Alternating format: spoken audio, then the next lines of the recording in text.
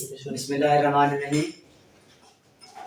آج ہم موجودہ الیکشن کنٹونمنٹ بورڈ کے ہو رہے ہیں، ان میں شہباز حیدر صاحب کی ڈیوٹی لگی ہوئی ہے، تو اس حوالے سے آج حلقے کے اندر موجود ہیں شہباز حیدر صاحب، ان کے ساتھ کینڈیڈیٹ یہاں سے دلم خرد سے عمران خوشی صاحب اور چودھری خوشی محمد نمبردار صاحب موجود ہیں۔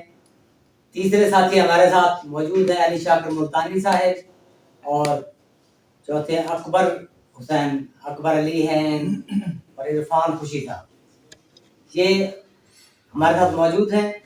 تو سب سے ہم پہلے چاہیں گے شہباز حیدر صاحب سے وہ بتائیں کہ کنٹونمنٹ بورڈ کا جو الیکشن ہے یہ کیسا اس وقت فیل کر رہے ہیں اور کس طریقے سے اس کو کنٹیسٹ کریں گے، جناب شہباز حیدر صاحب۔ بسم اللہ الرحمن الرحیم۔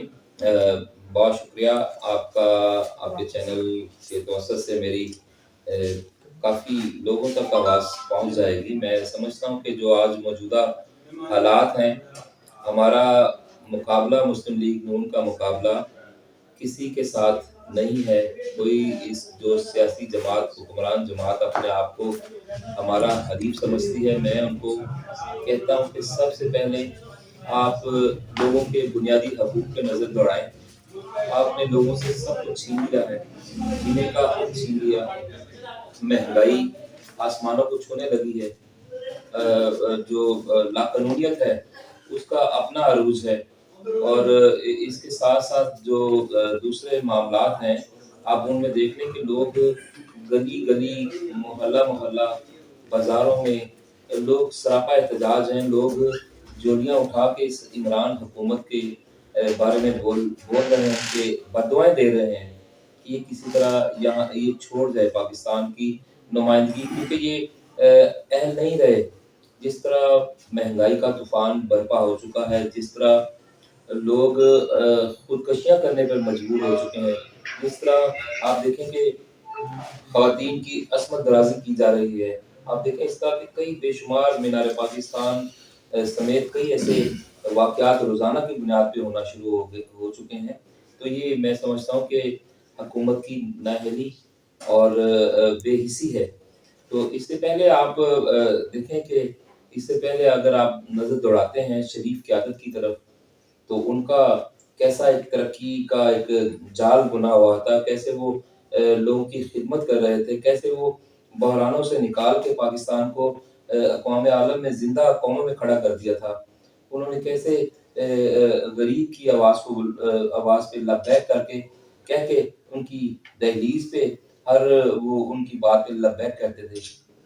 تو میں سمجھتا ہوں کہ آج وقت آ چکا ہے کہ ووٹ کا اگر آپ استعمال کریں تو یقینی طور پہ مسلم لیگ نون کا حق ہے، اور مسلم لیگ نون ہی واحد وہ جماعت ہے کہ جو پاکستان کو اندھیروں سے نکال کے روشنی کی طرف پہلے بھی لے کے گئی تھی، اب بھی یہ مسلم لیگ نون ہی روشنی کی طرف پاکستان کو رواں کر سکتی ہے اور کرے گی انشاءاللہ۔ اب میں اگر اس موقع پہ یہ بات نہ کروں تو میں سمجھتا ہوں کہ بڑی زیادتی ہو جائے گی۔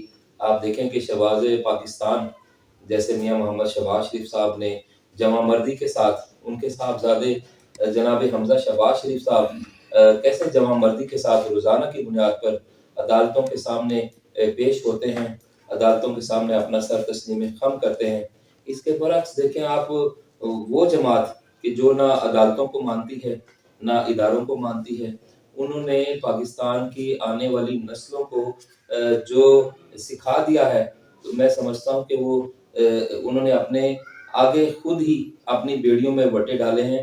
اور میں اس پہ پھر واپس آتا ہوں کہ اپنی قیادت پہ کہ انہوں نے اپنی زندگی کا بہترین حمزہ شہباز صاحب نے 2 سال وہاں پہ قید کاٹی جیل میں، عمران حکومت نے ہر طرح کا ان سے انتقام لیا، لیکن آج وہ سمجھتے ہیں، آج پچھلے دنوں انہوں نے بیان سٹیٹمنٹ دی ہے کہ مہنگائی کا جو طوفان عمران خان آپ نے برپا کیا ہے، اس کا ایک وقت آئے گا کہ لوگ آپ سے حساب لیں گے. تو میں یہ سمجھتا ہوں کہ اب وقت مسلم لیگ نون کا آنے والا ہے. ان کی بساط لپیٹی جانے والی ہے اور ان کا دور ختم ہونے والا ہے. Thank you G.